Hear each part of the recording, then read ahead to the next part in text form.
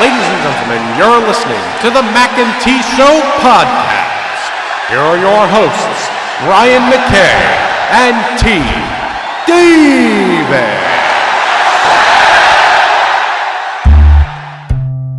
This is the Mackay T Show. This is the Mackay T Show. We talk movies and TV shows, sports and world news, coasting like on a world cruise. Hosted by Brian Mackay and T Davis. Yeah, you can't tame us. We're going to the top, we're becoming famous. What time is it? It's time for the Mackay T Show. What time is it? I said it's time for the Mackay T Show. Welcome back to the Mackay T Show podcast. This is our Memorial Day episode, so I want to start it off by just saying that we would like to say thank you to all the men and women who have served our great nation. We are the land of the free because of the brave. You want to add anything to that? Is that a no? You don't want to add anything? Oh, okay. Oh, I didn't hear you. Oh, I'm sorry. I started laughing because you said home of the brave. My bad. Land of the free because of the brave. Yeah, I know what you said. I'm pretty sure that ain't how it goes. But thank you guys for serving. Well, let's kick this off. NBA playoffs. Oh, before we get in, excuse me, stop, tape, no, roll. Oh, Lord. Before we get into the playoffs, I have to bring to T's attention because I know she hadn't seen it. Or have you? Have you seen the pictures that have surfaced of your former center, Andrew Bynum? What, Lord, what he doing? Oh now? my God, he has a big bright gold, yellow afro. For real? I'm not lying. And people on Twitter, you know how they have fun with like all the other day when Oklahoma City lost, everybody was throwing that little Jordan crying face on everything. Right. So they the internet likes to play with people. They are letting him have it. They called him everything from Juntao from the Rush Hour movies to Wesley Snipes in Demolition Man. Oh, they were letting him have it, and all I can say is I'm pretty sure he probably just lost a bet bowling, because that's the only way he would have to have that, and he's no good at bowling, so. Lord, I'm glad I ain't seen that. All right, well, let's kick it on with the NBA playoffs. Western Conference Finals. We have a Game 7 tonight. The Golden State Warriors are back in the driver's seat. Let me pull up my stats I had listed here. In the last 5 minutes of Game 6, the Thunder held a 7-point lead, committed 6 turnovers, and were outscored 19-5. In the NBA history, there have been 36 teams to lose a Game 6 at home with a 3-2 lead. 12 of those 36 teams came back to win Game 7. Thompson and Curry combined for 17 3-point shots made on the night, which is the NBA playoff record.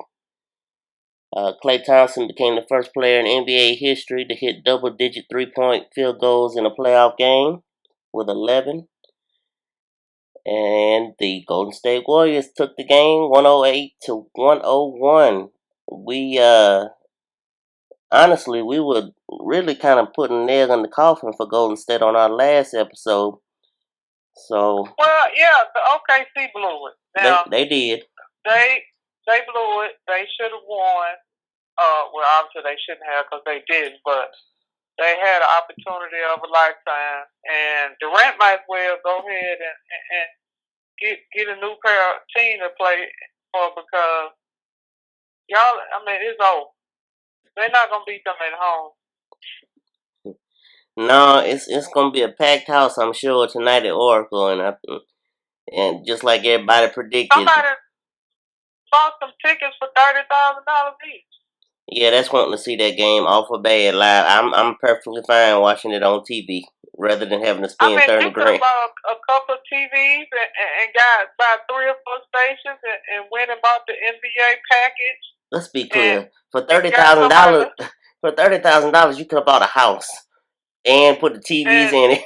I mean, people, the 1%ers, look, them 1%ers. But yeah, OKC blew it. They had a chance. They ignored their fourth quarter woes, came back to bite them in the butt. They had these woes early in the regular, or even late in the regular season, and they were just like, "Oh, we'll be fine. Oh, we'll be fine." And once again, it come bite you in the butt.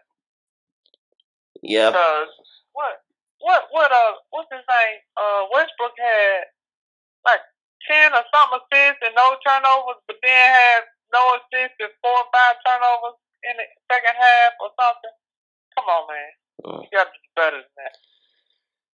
Yeah. It was a very entertaining game to watch, and like I told you, I can feel myself getting older because I could not stay up for the entire game, even though I tried. Okay. I fell asleep going into the third quarter and woke back up and was able to watch the end, but I wound up rewinding it later, watching the entire game later. But yeah. So, like, this is what I mean. I haven't watched much playoff basketball in I don't know how long, but are they just running the offense where Durant and Westbrook the only one shoot? Like, what the other people doing? It's because they didn't shoot the ball well. Yeah, and they were. I don't have their percentages in front of me, but I did see them online. They were not very good. Yeah, it's basically them two. The offense run, but for the both of them, and you got Adams and Ibaka and everybody else just going and fetching, and that's how they get their points. If they can get a rebound, put it back in. See, now Billy letting me down because if you can take that team that he had with Young and them and win 30-something games with no stars, how is it that you get 2 stars and some other good role players and can't find a way to get them involved in the offense? Yeah. Like, come on, man. Yeah, I mean, speaking of their role players, Steven Adams, he's going to wind up playing himself into a nice big contract this offseason because I don't know if he's a free agent or not, but they can definitely restructure his deal because he's having one heck of a playoffs. I will say that for him. He's young, right? And so, Durant gonna wind up leaving because I mean they ain't gonna get over the hump at this rate. He might as well go to some team in the East and have LeBron be the only person he got to play against. Good and well, you want him out there in sunny California playing for your Lakers. We can't help him. If he trying to win before we ain't gonna be able to help him. Not next year, not by himself. He better bring some people. He better bring some people with him if he wants next year to win. If he wound up in LA, it would just be OKC 2.0 because then we would try to get Westbrook the next year, and then it'd just be moving them from one part of the playoffs. I mean, they'll still be playing the same Western Conference, and it'll just be a shorter travel from LA to Golden State. Yeah, exactly. To Oakland. Because I think San Antonio done. I don't know, but the big 3 gone. Tim needs to sit out somewhere. Tony ain't been doing nothing. Ginobili either. Well, even if they don't choose to retire this year, they are no longer, in my mind, just no longer scaring anybody. I mean, that you don't go in fearing the big 3 anymore. Even with the new pieces they have around it, with Aldridge and Kawhi Leonard. And speaking of them, that's another spot that supposedly Kevin Durant could land. And if he teams up with Aldridge but he would have to restructure his contract, wouldn't it? Or would they offer him max? Because they all about trying to save money so they can spread. That would definitely have to be on him if he wanted to go to San Antonio. He would have to, basically not take the max. So I guess if he leaves OKC, he won't be taking the max anyway. Right. I don't know. It's not. Right, because he'll be opting out of this year. He would, you know. Well, that leaves what everybody expected, everybody wanted. That's gonna leave. Looks like Golden State against Cleveland.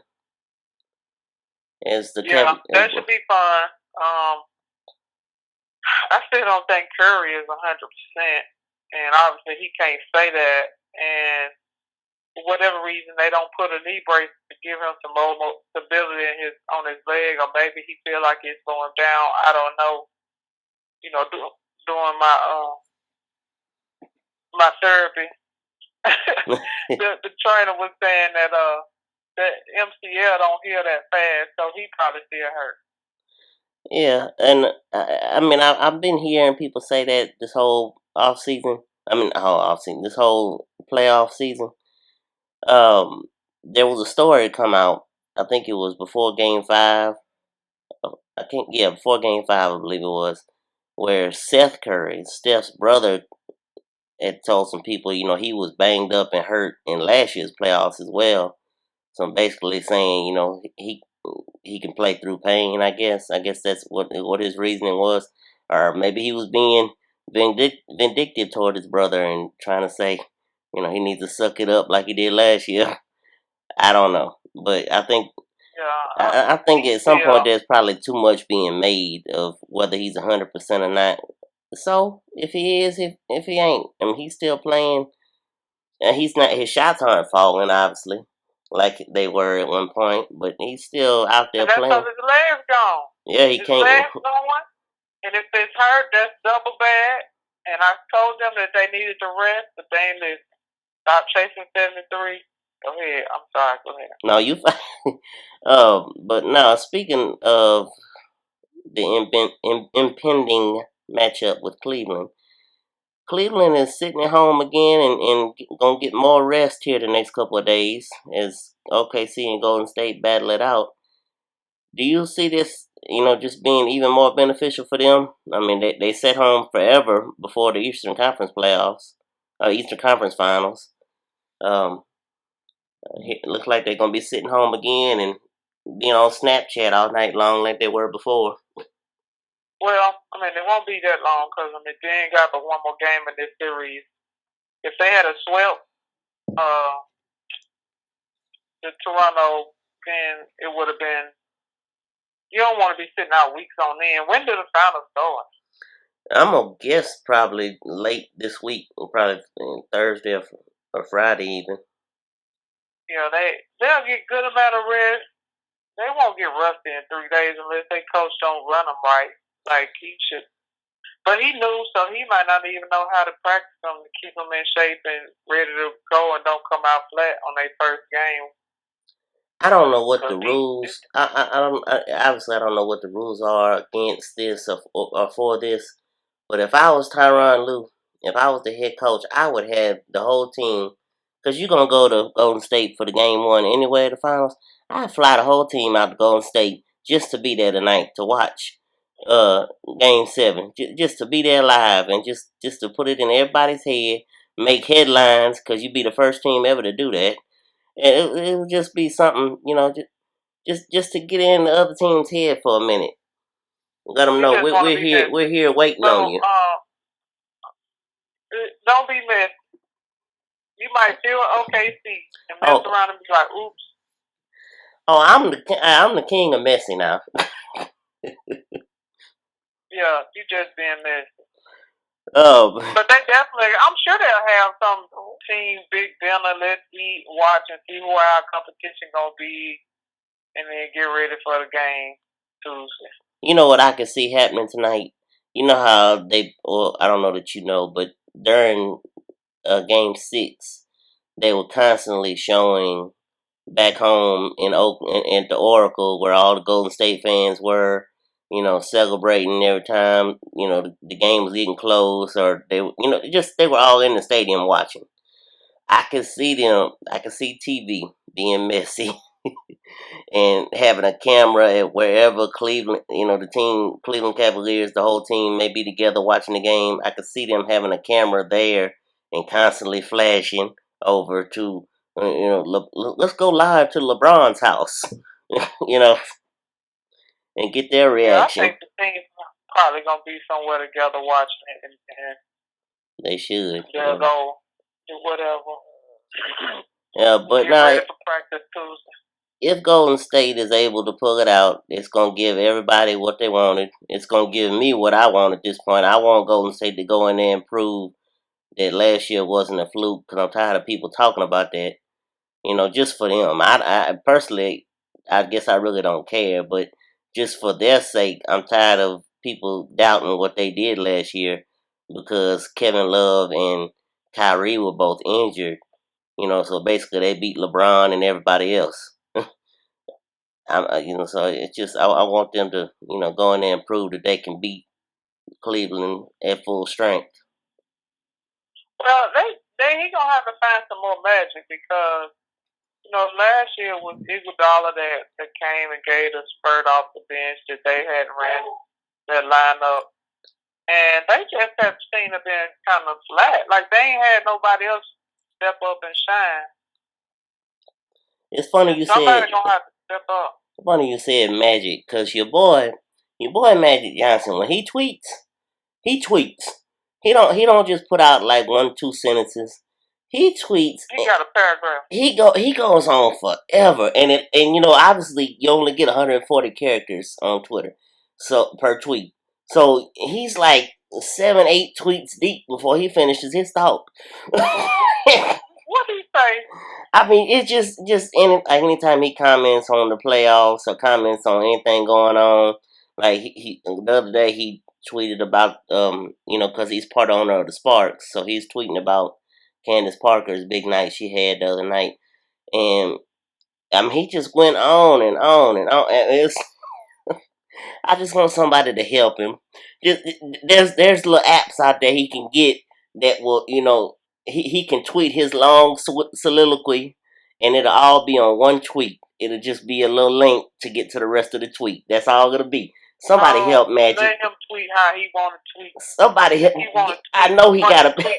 Then let him tweet. I know he got a PR man. Somebody help him. He do his own Twitter, so let him tweet how he want to tweet. And there is no lie in that. You can tell he does his own. Oh, goodness. Well, I think that's going to bring us to our first break. On the other side, we're going to get into not necessarily a new book, but an old book on the world of college recruiting. So we'll get into that and much more on the other side. This has been the Mackay T Show.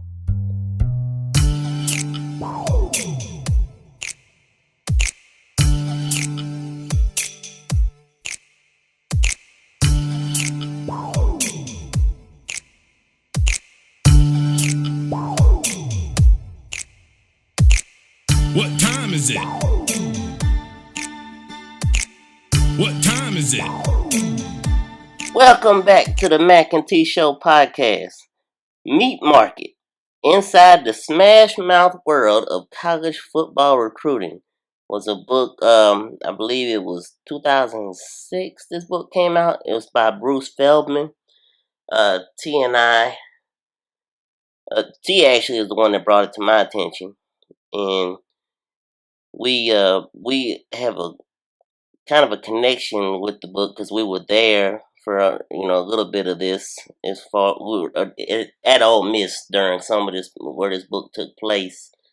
Well, Brian was. I was gone. But go ahead. Well, yeah, but I mean, you were still there in kindred spirit. Yeah. But I thought the first thing that caught my attention was, okay, Orgeron. I mean, I remember him getting a job, and it was a little whatever was said about it, but I ain't think nothing of it. I was like, okay, whatever. It's Ole Miss. We'll see what happens. right. Because we all was like, why is David Cutcliffe getting fired? Because it ain't like he a bad coach.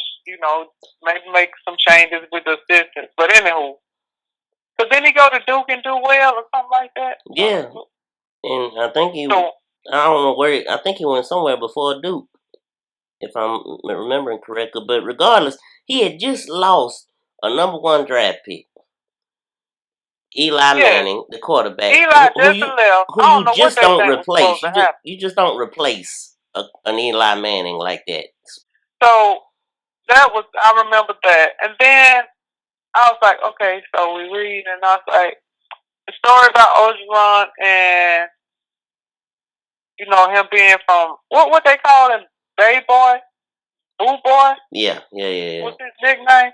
Boo Boy, and how he was tough, and how he went in the locker room and started talking about taking shirts off. This side, when I say rebels, you say wow, and this one say boy, and I was like, okay, this is just way too much. Way too much.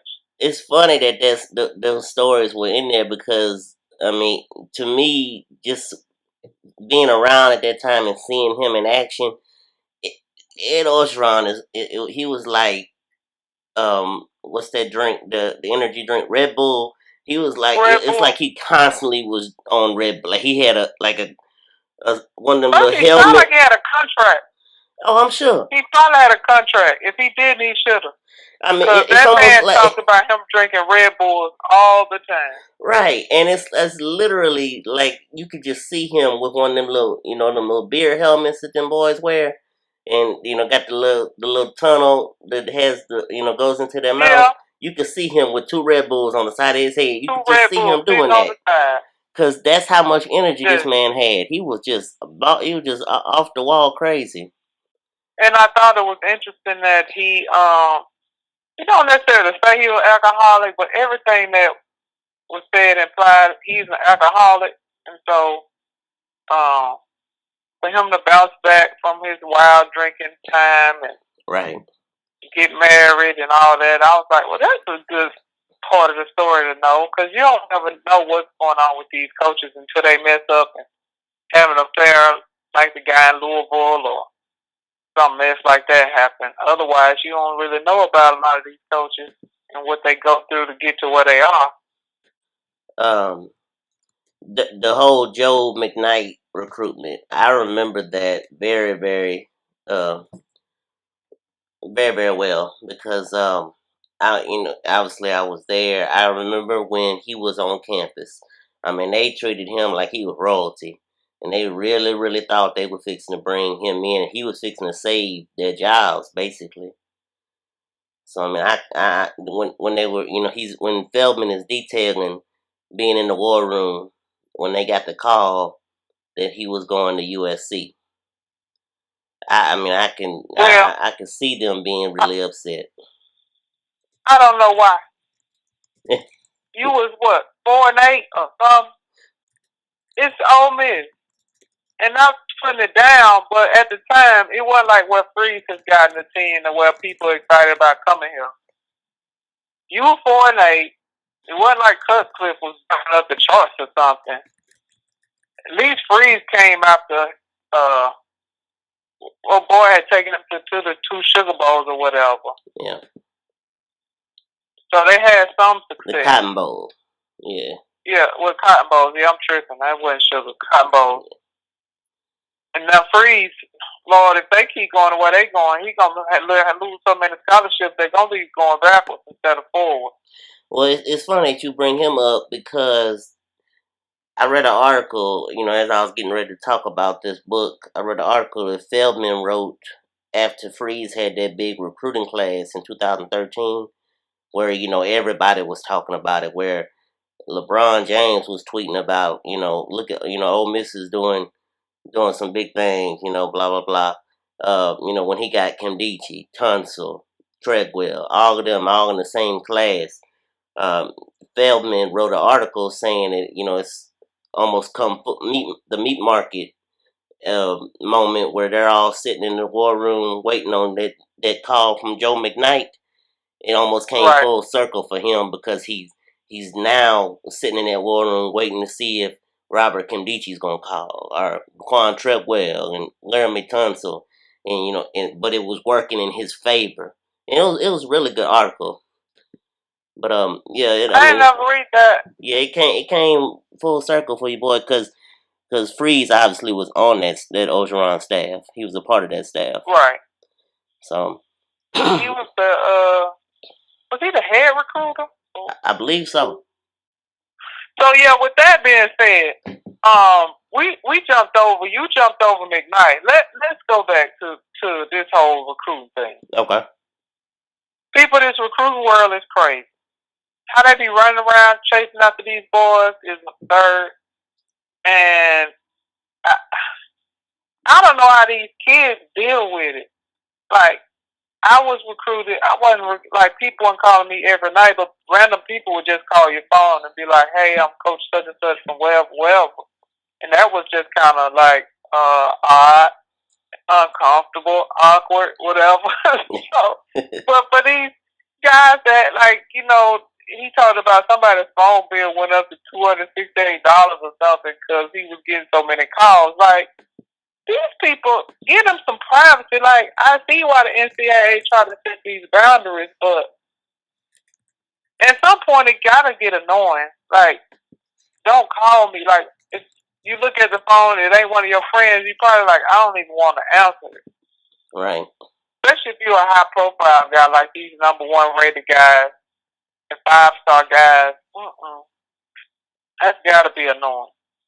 But I see why they pay them millions of dollars, because all the stuff they have to do to try to figure out if this kid is eligible, man, and see if you can get him eligible, man.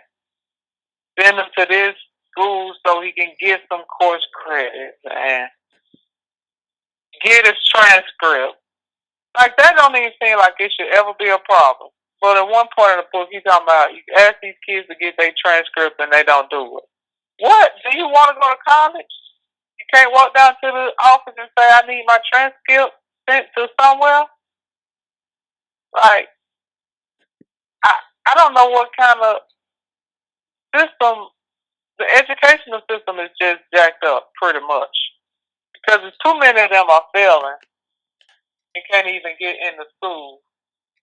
And you know, if they're actually somebody in the high school, I don't care if you're in Podunk, Mississippi, or Jackson or wherever, somebody in these high schools know that it's a chance that you're gonna get a scholarship, and they should be like, all right, we got to make sure that we at least get this boy getting fees.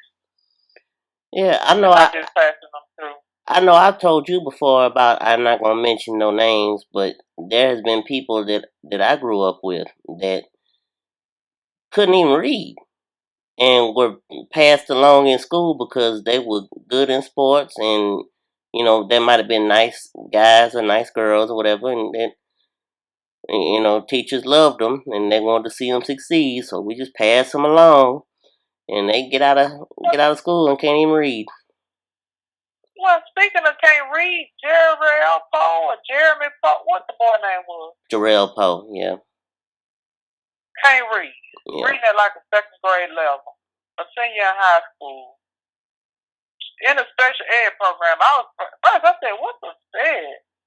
They said special ed. I said, okay, that makes perfect sense. Yeah. He in special ed. Who knew that you got money for your kid being special ed? I did not. I didn't know that either. That was interesting. I didn't know that part either. So now the mama said she didn't know. I ain't calling her a liar, but you ain't paying enough attention to your son if you don't know why, one, you getting this extra check in the mail, two, that he can't read. And there's plenty of people that can trick you and say, oh, but at some point you ain't never said, hey, read that to me, or it seems like, you ask little kids to read all the time, oh, let's read a book. What's that word? Like, doesn't that happen? Apparently not, because he can't read. He a senior in high school. Great player, but now they can't get him in nobody's house. Right. And I was happy that lady was trying to help him, and what they got to him to a 6th grade reading level something by the time she finished working with him. Yeah, he made a huge jump. I do remember that in the story. Then he wound up going to some. First of all, this Hargrave Academy, I didn't know what it was. in Virginia, but apparently that's just a place where everybody tried it. Well, not everybody. A lot of people send excuse me, I'm gonna just use this word, dumb athletes to try to get their courses up. And then he gets there, Jarrell Poe that is, and then want to be there. Talking about it's like prison, and because what? Oh, you got structure, and you got to go to class, and you got to actually do some work, and you got to have a bedtime, and you're not running around doing what you want to do. Yeah, that's pretty much how it goes. And if you're gonna be successful in college, that's pretty much how it's gonna go. You're gonna have a lot of structure and not a lot of free time. Right. Anywho, that was interesting, and that was a shame because, like I said, how is it that you passing people through and they can't read? So what happens to these kids? Actually, are fortunate that they're good athletes because somebody's gonna try to help them because of that. But what about the kids that aren't good athletes and that just don't wind up staying in whatever little small town and just be another statistic adding to the illiteracy that we talked about in one of the other podcasts? Right. Yeah, it's a shame that the same vigor doesn't apply to how people help those who can't play a sport, because they just kind of fall by the wayside. And that's a whole bunch of them. Yeah. And then you say, okay, $600. I told you. Now, depending on the parent and what they need financially, if the daddy ain't home, whatever, well, yeah, put him in special ed. You ain't going to even investigate to it. That's some more money coming in. Because it's highly likely that the parent can barely read for some of them. And so then you just got generations of people that can't hardly read and barely get by. Right. And so the other thing that was interesting in the book was when they went to visit the running back, and they asked him about his daddy. Where was his daddy? And he was like, he died in a car accident. Then the mama said, "No, I killed him." And I was like, "What?" Yes. No. One night he was out. I saw him leaving with a neighbor car. I get in the car and I go chase them. I can just see them Dukes of Hazzard style running on these back roads. I'm chasing them. Somebody have a wreck. I see the gun, my husband's gun, slide out from under the passenger seat. I get it, go tap on the window, and it go off. Now, his daddy dead. They sitting around probably wondering what's going to happen to their future. Him and his sister. Right. Or siblings. He might have had more than one. While the mama done went to trial, 3 times before they just dropped it? I believe it was 3. And I was like, this is crazy. How do you go to somebody's house and don't know something about them? Like, in this day and age, and during that time even, you could Google, and I'm sure if you put his name in, maybe you might have read it and said, oh, that's not the kid, but that mama's name should have came up. I feel like she said it was married, so this story should have popped up. Right. Like, you don't know anything about the kid when you go down there. You just do all the questioning when you get to him. The way that story was told, it's almost like you could see that being a movie plot at some point. I mean, yeah, that could be. And people would have been like, oh, they just exaggerating. Oh, no, they ain't. Oh, no, that really happened. Yeah, that was interesting. I just felt like you don't do any kind of research besides trying to find out how tall he is, how fast he can run, how his hips move. None of that. But then later on in the story, they do talk about trying to see if they're a good guy. Like Ogeron things, no drugs, no something. He had 3 or 4 little things in there that they was like, if he's using drugs, then don't, just keep on moving and all that. And I was like, well, I guess that's something, but how you gonna find out if he's using drugs? I guess it's gonna be rumors for the marijuana heads, but other than that, who gonna say, "Oh yeah, my boy do smoke from time to time"? Like nobody. Right. Yeah. I thought overall, I really enjoyed the book. It does paint the picture for those who may not know that that much about the recruiting process. It does paint a very detailed picture of how things go. Well, I just would like to. I mean, the NCAA try to stick their finger in everything else. I think they should stop with this. Like, if I want to sign a contract, I don't know why they're signing period. Like, when you offer kids, not in 8th grade, but if you're a senior and you get an offer, you should be able, like, yes, I want to go there now and sign with them.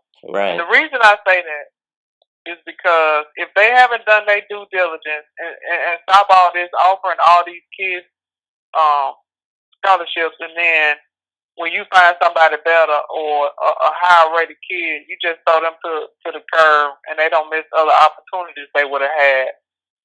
And we saw the story. Didn't ESPN or somebody write a story or do a story on how they over recruited?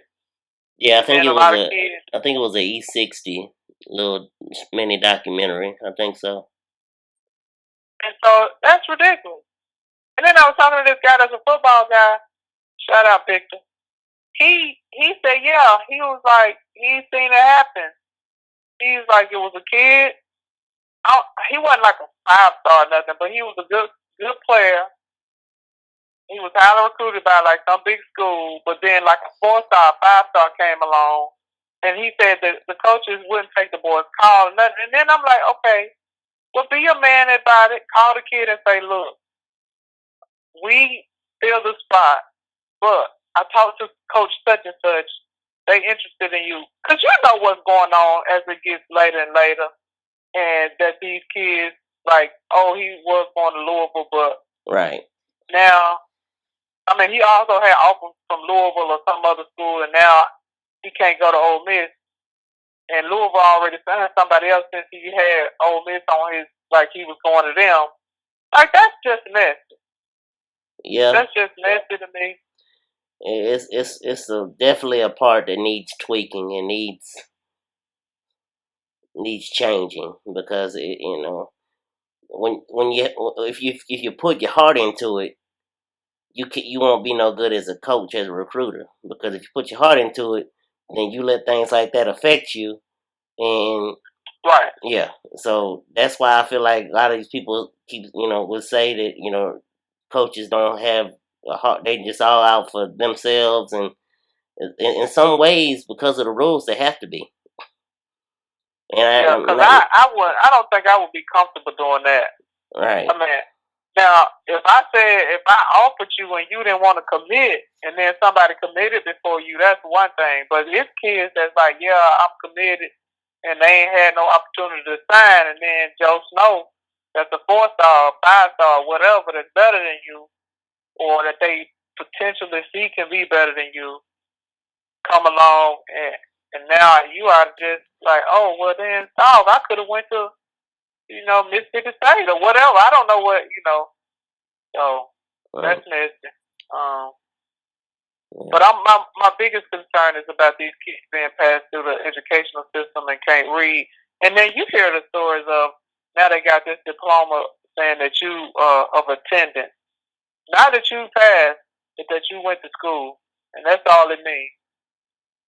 Yeah. I said, what? The certificate. Diploma for attendance. Yeah, the certificate. Certificate of attendance. I can't. Yeah. I can't. That's ridiculous. Well, if anybody would like to read more, like I said, that's the Meat Market, Inside the Smash Mouth World of College Football by Bruce Feldman. It's a very interesting read. So if you'd like to see more about that, go ahead and check that book out. That's going to bring us to our next break. On the other side, we're going to give our review of Captain America Civil War. But that's for the other side. This has been the Mackay T Show.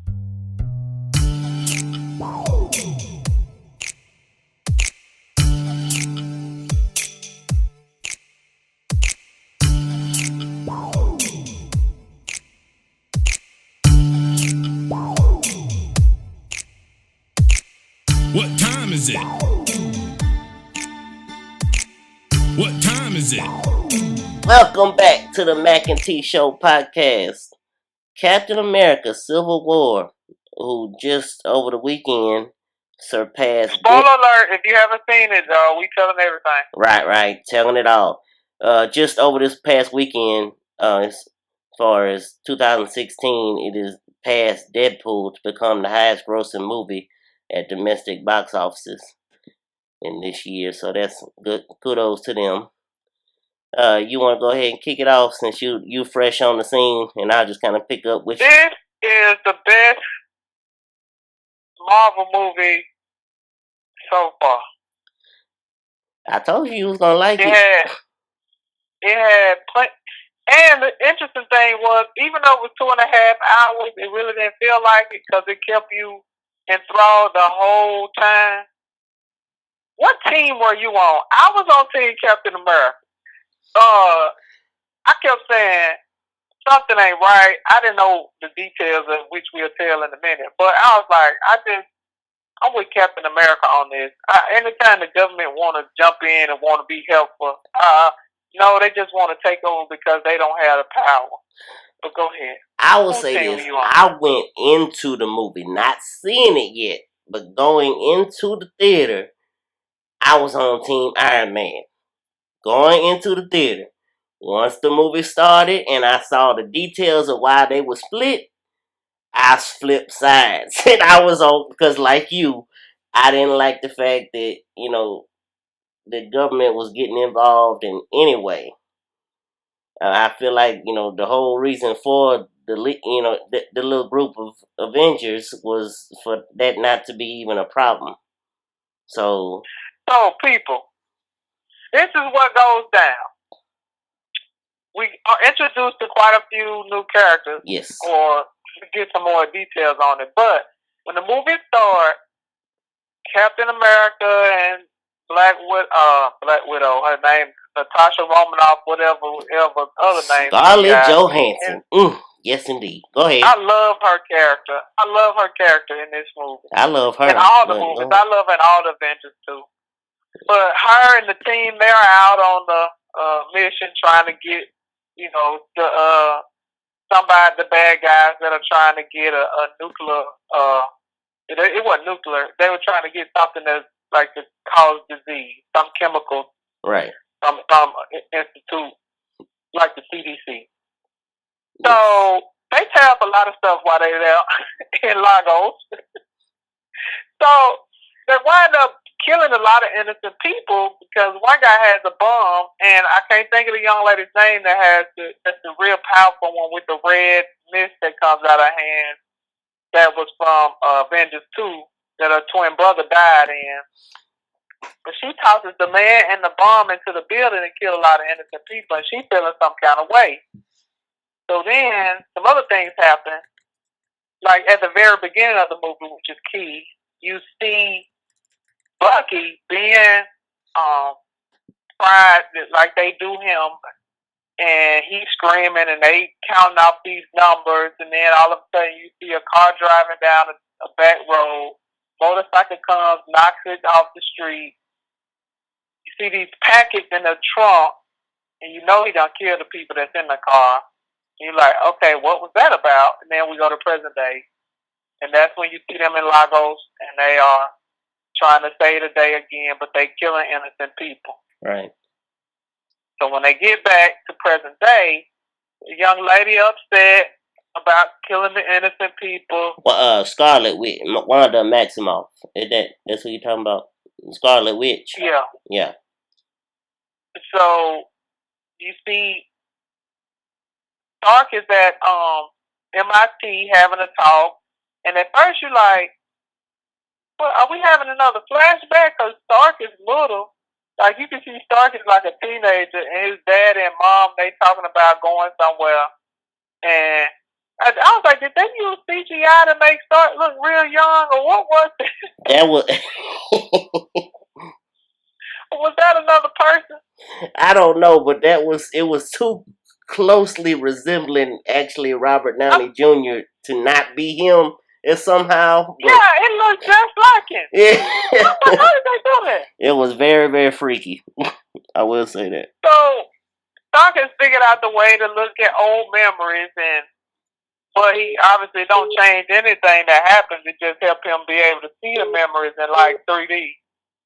So then he goes out and he talks to the kids at MIT, and he tells them that he gonna fund all their research. Everybody happy. And I ain't gonna tell every little thing, but then he goes to the back, and this one professor's like, "Does that count for professors?" Then he walking, and this black lady, what's her name? She a famous actress. Alfred Woodard. What is Alfred? Yes. Yeah. She is standing there looking sad, and then she started talking about how his son died, and then I guess it was during Avengers 2. I didn't know when this supposedly happened. I don't know if he lived in New York when Avengers 1 happened or what. Because I was like, I don't remember some black kid distinctively getting killed, but okay, it could have happened. Right. Then start looking some kind of way. Then the next thing you know, they got everybody. Like, they got Iron Man, they got Captain America, they got Scarlet. Everybody sitting in with the secretary, and he talking about y'all tearing up too much stuff. Y'all tore up New York. And I was like, that wasn't even their fault. Y'all tore up Lagos. Y'all tore up the place that happened to get destroyed when they went to Avengers 2. And he just was showing all this destruction and all these innocent, quote-unquote, people that were getting hurt. And the United Nations had decided they wanted to have a embargo or treaty or whatever with y'all, that y'all can't be running around on y'all own, doing what y'all want to do. Y'all need some checks and balances. Just quick. Right. Captain America wasn't feeling it at all, and you could see that when the man was talking. Iron Man in his feelings, and so he was just kind of like, yeah, we need to be put in check. So they gave everybody an opportunity to sign the paperwork, whether they was going to be on the team or not. They was down with it or not. Ultimately, Captain America was like, no. And part of that happened when the love of his life, niece, who was in Captain America, was it 2? Yes. I think it was. The Winter Soldier. She was watching his house. Yes. She was watching his apartment. Who knew that was the latest niece that he was in love with back in the first Captain America? Hilarious. Right. But anyway, she said something about following your heart and sticking to your guns or whatever. And I was like, okay, that he's not going to sign it after she done said that. So he didn't sign it. This is the Black Falcon. That's his sidekick. I think it's just Falcon. Falcon. He is a black man, Anthony Mackie, but I think it's just Falcon. I feel like it was a Black Falcon in something I watched. But anyway, Falcon is rolling with, we know he rolling with Captain America, right. whatever go down. Because he always be like, I'm with him. So half of the team signed, half of it don't. What happened after that? After the signing, some little stuff happened. Like, the African guy is at the UN thing when they supposed to sign. Yes, that's what it is. Mm-hmm. And the African king of Kawanda, some fake country that's been made up by the Marvel world. He is standing there. He talks to his son. He's standing there and he about to give his whole presentation, saying, we have to sign this treaty. It's gonna be great, whatever. Right. And then his son looks out the window and he sees something that looks awry, like a van that shouldn't be there. Next thing you know, before he can say get down, boom, it blows up. His father is killed, and he's sitting there holding his dad. They look at the footage, and it's Bucky. He sees that, as it turned out, this guy is the Black Panther. Yeah, Chadwick Boseman, Black Panther. He goes, get on his Black Panther suit, and he's about to try to hunt down Bucky. And I looked up his skill set, and part of his skill set is tracking people. Well, there you go, because he was always right there. And so Captain America is like, let me bring Bucky in if it's really him. the young lady that's the aunt, the niece of Captain America's first love. Mm-hmm. She gives Captain America like a head start and get him the paperwork on what Bucky actually is. And by the time they get there, it's all they fighting and they going in. Bucky is saying basically, I didn't do it. I ain't living that life no more. You know, they ain't trying to hear that. Bucky don't kill too many people. So the SWAT team get there and it's a fight. You know, that's all exciting. They fighting, kicking, jumping down stairwells, all kinds of craziness. The Black Panther is the most athletic stuntman ever. Besides Natasha Romanoff, she's athletic too. Yes. They going back and forth, fight. Finally take them in custody. Captain America and them lose. They go into custody. And then, what else happened, Brian? After they go into custody, what happened? Oh, I can't remember. Somehow they got loose because there was something had gone. Oh, Bucky was down. Was it Bucky? Who was it? Yeah, the Bucky had broke loose because the guy that was controlling him. The man had blew up the power center. Yes. So all that was going on, and then the niece of the lady that Captain America was in love with. It was the niece who just she winds up basically telling Captain America and Falcon where all their gear is. So that's how they break loose. So they break loose after the man that's starting all this trouble, which you don't notice at the time. Right. Has sent a bomb to this power plant and it knocked out all the power and everybody can get loose. There you go. So now we chasing after Iron Man and them are chasing after they gotta Captain America is a fugitive and we gotta get them back in and all this other foolishness. And I'm like, this ain't about to turn out well. So Captain America go visit the new Spider-Man. No, Iron Man. Iron Man does. Iron Man. Yeah, I'm sorry. Iron Man go visit the new Spider-Man, and I'm like, what in the world? Who is this kid? And he was hilarious. Apparently, he gonna be the new Spider-Man. He's hilarious. That little boy is funny. And then I was surprised the Black Panther just showed who he was during the arrest scene. He just took his helmet off like he wasn't even trying to hide who he was. Right. But anyway, so now the search is on. They trying to find Captain America and Bucky them. And Iron Man got his little team. And they find out that they about to fly somewhere. And that's when the two teams clash. Because Ant-Man wound up on Iron Man team because of Falcon.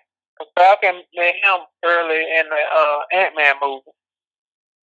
So I thought it was very funny how they kind of introduced him into the fight scene, where he was just kind of crawling all over Iron Man, and they're like, "Who in the world? What is this?" Right. Yeah. When didn't they shoot him at Romanoff first? When he blew on her. Anywho, it really don't matter. Yeah, I remember from the fight scene was him crawling all over War Machine and Iron Man and everything. Like, what in the world is this? Right, I forgot. War Machine was there. Iron Man was there. Romanoff was on Iron Man's side.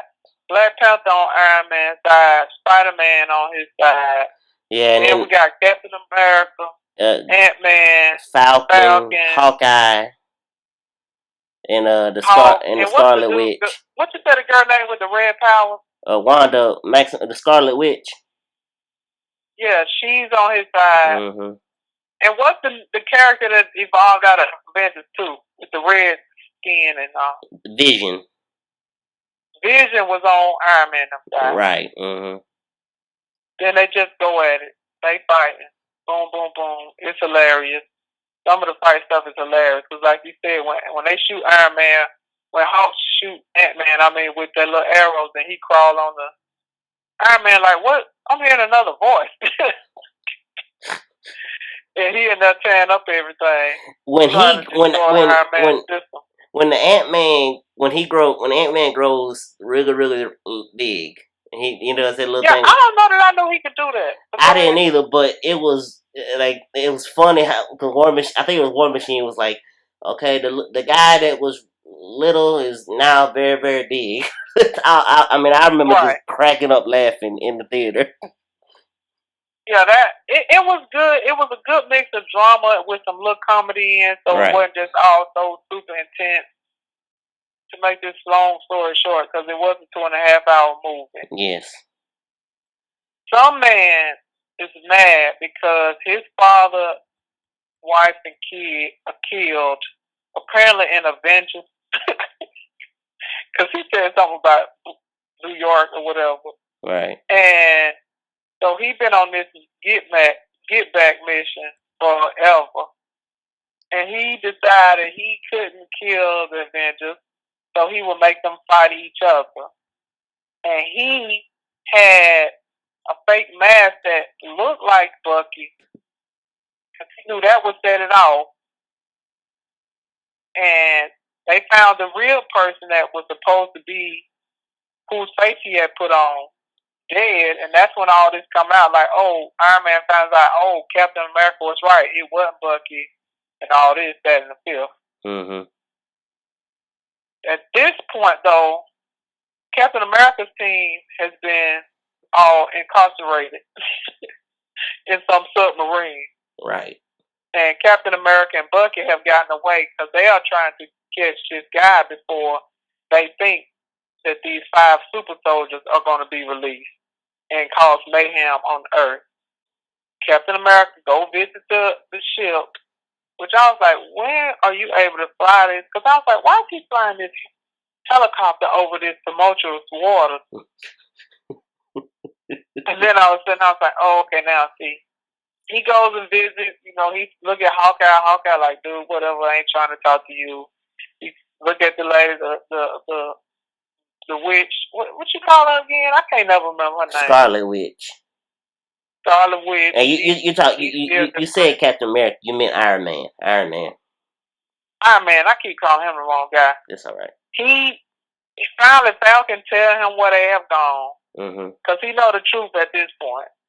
And he goes out to try to be helpful.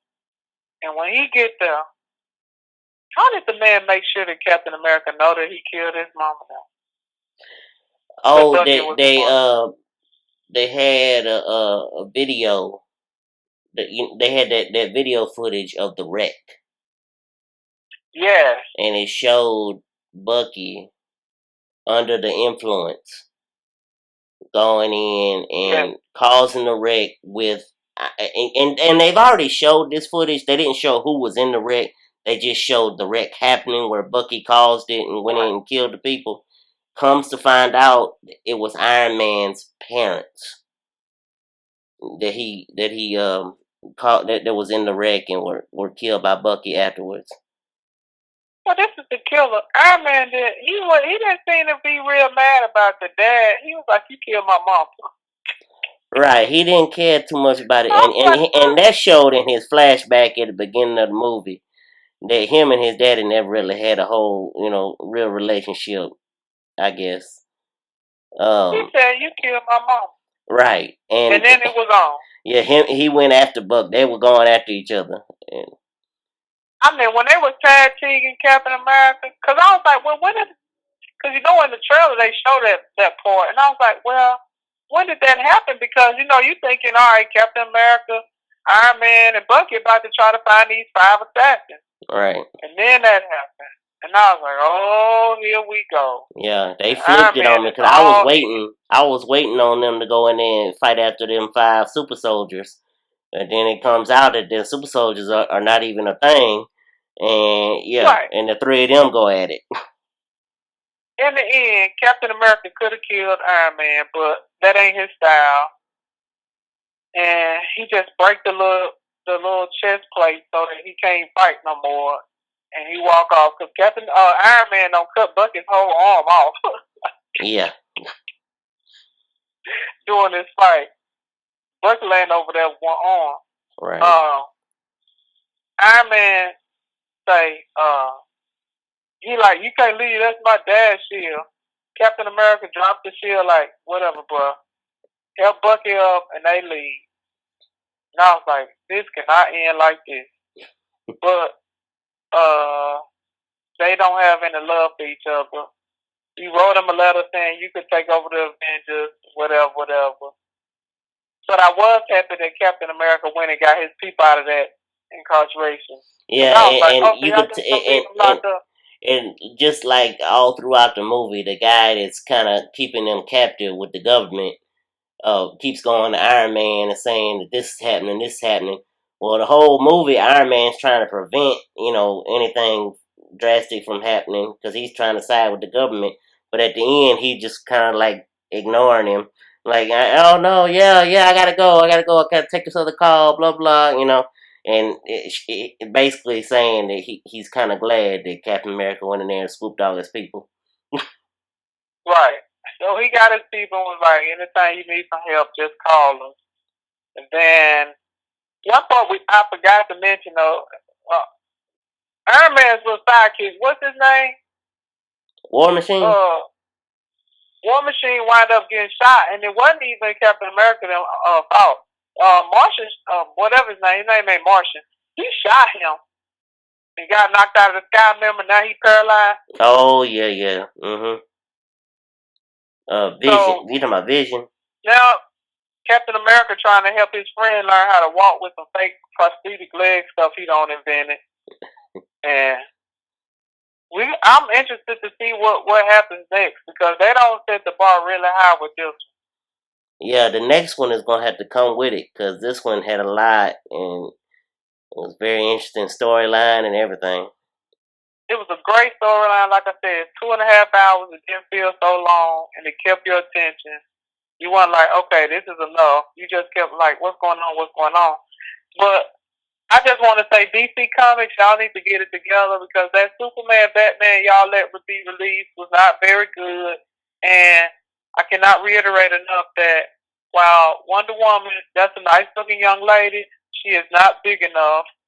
And I know y'all probably try to come out with her movie soon, but I don't know how well it's going to do because I can't buy her as Wonder Woman because she's too skinny. Right. And y'all, you guys' movies just haven't been as good as these Marvel ones have. So y'all gonna have to pick it up. Because even the Superman movie that they redid, it was long and boring. Yeah. It's this Captain America Civil War was definitely it's the right kind of long. It's that long that you don't realize is long. Cause I didn't realize I had been in there almost 3 hours, and 2.5 hours. Right, I just never even realized it. Cause the action and everything was perfect. It was perfectly timed out and everything. The comedy a little bit, then some drama, then enough fight scenes, and they had a good rhythm. I don't know when they're gonna come out with the next one, but these actors and actresses are not getting any younger, so hopefully they're coming soon. And that's if we can make Stark look like he's 18 again, right? I'm sure they can do something. And if you have not seen the movie, and when you see that part, you'll know what me and T are talking about because it freaked me out because I was sitting there like, how did they? Wait a minute. Right, I was like, do he have a son or something that we don't know about? Because this dude look like he like 16 or something. I mean, he looked But you know it was him, but you kept saying, is that him? Right. Like, they don't do some CGI or something. Yeah, so, yeah, but it's definitely, if you have not seen it, or even if you have, go see it again. It's definitely worth seeing again. Yeah, because I'm sure I missed something. I'm going to have to watch it again. Right. But I think that's going to wrap it up for us today. As always, I am one of your co-hosts, Brian Mackay, and I am with Dr. T Davis, PhD. PhD, praising him daily. Yes. Yeah. What time is it? Well, that's been our show. This is the Mackay T Show podcast. Thank you for listening. This is the Mackay T Show. This is the Mackay T Show. We talk movies and TV shows, sports and world news, coasting like on a world cruise. Hosted by Brian Mackay and T Davis. Yeah. You can't tame us. We go on to the top, we're becoming famous. What time is it? It's time for the Mackay T Show. What time is it? I said it's time for the Mackay T Show.